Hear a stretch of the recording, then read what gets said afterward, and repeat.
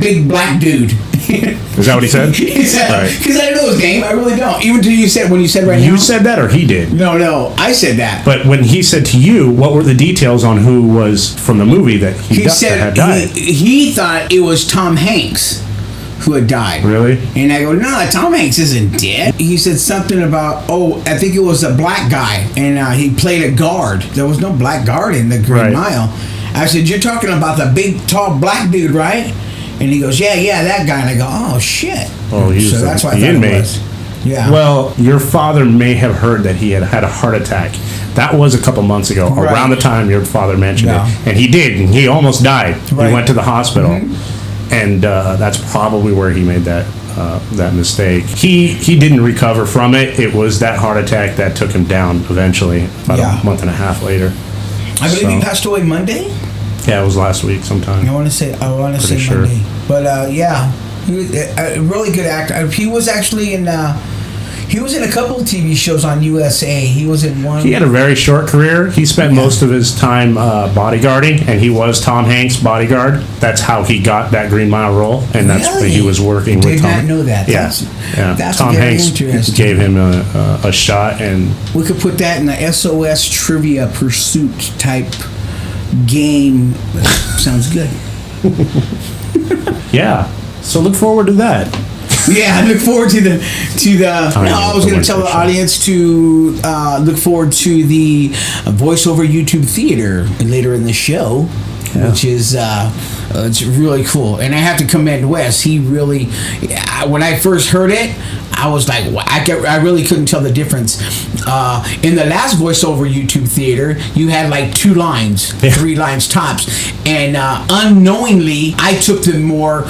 The reason I took that role specifically is because it's the fucking Joker. Come on, he wears a clown face and he's just kooky and zany, and so I took that role for that specifically, not knowing that I was gonna have so many fucking lines. I really didn't. And I took it in stride. So this time, the inspiration came. We were talking about this clip last week. We had mentioned the clip of Summer of Sam, and where he's talking to the dog. You want to give a little backstory on David Berkowitz? David Richard Berkowitz, born David Richard Falco, June 1st, 1953, also known as the Son of Sam and the 44 caliber killer, is an American serial killer and arsonist whose crimes terrorized New York City from July 1976 until his arrest in August 1977. Shortly after his arrest in 1977, Berkowitz confessed to killing 6 people and wounding several others in a course of 8 shootings in New York between 1976 and 1977. He has been imprisoned for those crimes since 1977. They keep mentioning 1977. We get it, 1977. Berkowitz subsequently claimed that he was commanded to kill by a demon that possessed his neighbor's dog. Ergo, the voiceover YouTube theater scene. That's right. Spike Lee wrote this film and directed it, and I frankly didn't appreciate it that much. I wanted to see more about the Son of Sam, and the movie's title is Summer of Sam. That's about the fucking disco coked up British rock star who there were some good performances in that movie. I'm not taking away from the performances. But when you see the storyline, the scene that we're going to portray for you guys, you're like, that's hilarious. That's some funny footage. Right. You know, let's see more of that craziness that you're putting up there instead of like the lives of these people. Yeah, and it's not. You know. That was like one of the funniest things of the whole movie. Right, and it totally didn't sync up with the movie. Funniest, right? You know, it was totally out of sync for the rest of the movie. Yeah, for sure, absolutely. But it's like he took, because that's like the whole thing of the David Berkowitz story. His whole backstory is that he was doing what this dog had told him to do. At least that's the story that he told the police. Well, he could have been doing that for a lesser sentence, you know. Right, but no. Here's my point. Spike Lee created that one scene, and then like built this whole weird window dressing. I don't know what the fuck you call it. You're more of a movie buff than I am, but I don't know what the fuck it was. Not to say that it wasn't good. It was okay. When I go and see it again for that one scene. And so now you will hear our production.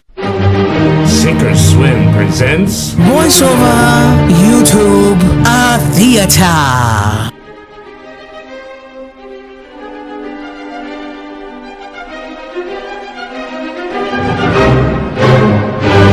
I thought I killed you, Mr. Black Dog!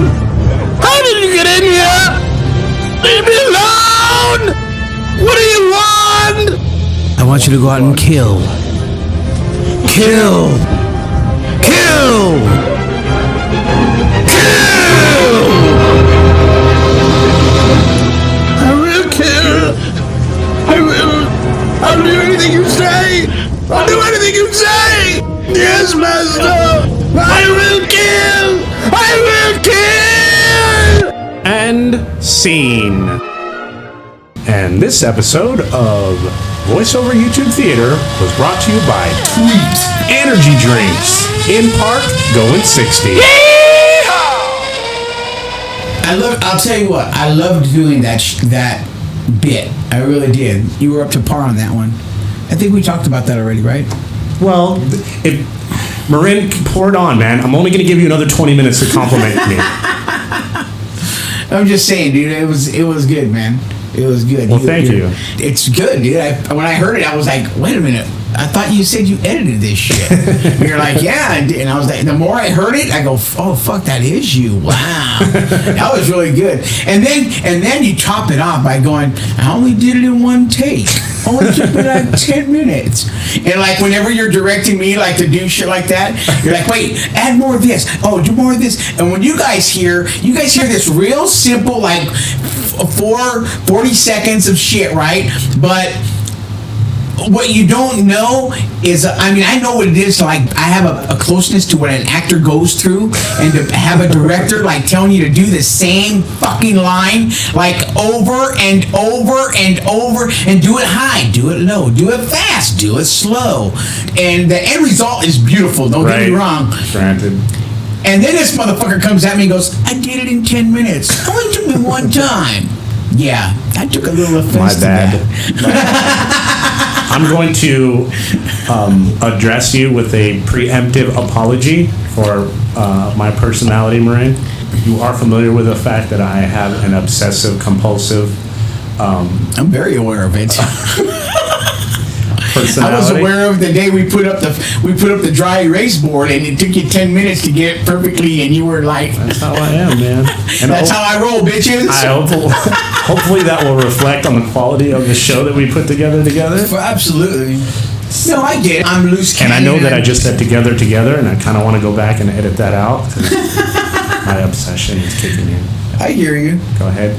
But I'm the same way. I just don't take it to that next level. Like, I used to be really bad, really, really bad. And then I kind of let the voices in my head take over and told me to mellow out a little bit. So,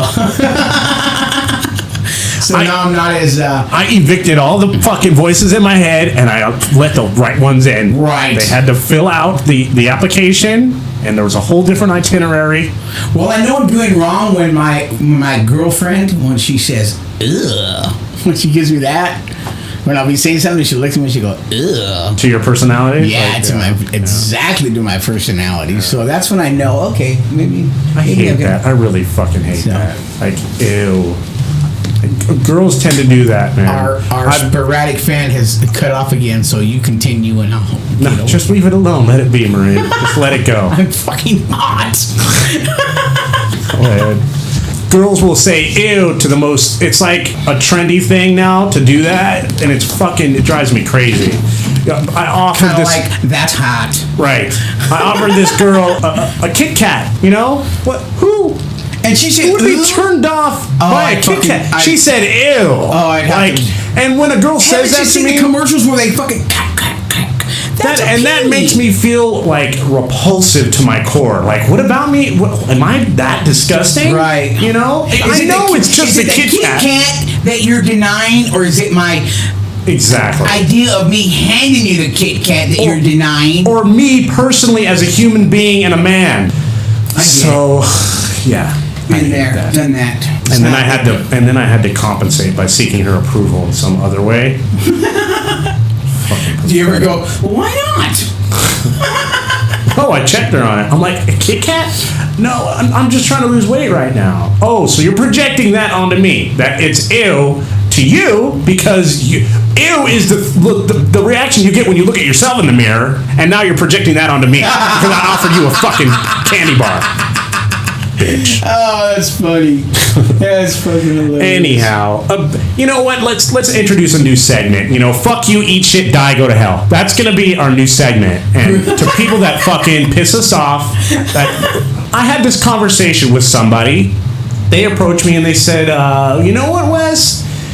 The things you tell me make me feel really good. And you know what? The people tell me, you know, what do you think about Wes? He's kind of out there. He's weird, isn't he? You know, he's kind of ditzy. And I'm like, is this some backhanded compliment? Right. This is what they call a fucking accomplice salt. Really. You know, it started off nice and sweet. Like, wow, it's making me feel good about myself. Like, Wes, I'm really frustrated. I'm going to share this thought with you, and I'm just going to, off the top of my head, react to it. And they're going to tell me, well, I didn't think of it that way. And you know what? You're absolutely right. That's probably the better way. Because you're a dick. So, whatever. To all those people that have given her this reaction, fuck you, eat shit, die, go to hell. Go to hell. If you want to know who I am and how I operate, you know, talk to me. Don't jump to some conclusion because I happen to be outside of the norm. I know, I feel your anxiety, if that's what it is. It's more of an anger towards somebody because they're not being direct with you, and I get that. You know, I've had people who they won't say it directly to me, like, you know, in a situation or whatever, but then you'll hear through the grapevine, like, wow, he was really, you know, blah blah blah.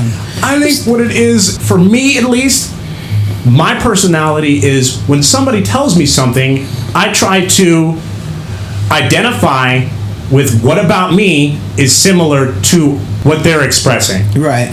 And then I share my characteristics and how I operate. If this situation that you're sharing with me happened to me, these are the tools that I apply to it. Right. And unfortunately, people don't want to fucking deal with that. They didn't talk to you to like write their shit, to like help me go through this. They could give a fuck about your opinion. They honestly just want to hear themselves fucking talk. And so when you have a thought in your brain and you share it with somebody, they're like, you know what, fucking enough with that. Let me get back to what I'm trying to say. Right. You know? And if you do have something that's inspirational to say that might help somebody, then they got to reevaluate where they come from. Like, well, what you have to say. Or if you want to share that information. Fuck you, eat shit, die, go to hell. Right. There's got to be an acronym for that, right? Fucking people, man. Well, the good news is... Why do I have to live in this world with people? The good news is that the music next door has mellowed out. It hasn't mellowed out. It's still there. It's driving me insane. I went out to the front of the store to help Marin with working on something, and I thought I saw the band equipment getting loaded up, and it turns out... I heard the excitement in your voice when you said that. And I was like, oh, cool, now we can go back and finish the show. And lo and behold, there's that fucking sound again. Another band has moved in its place. Another band has definitely moved in. And this will continue on through the night until about 10 o'clock tonight.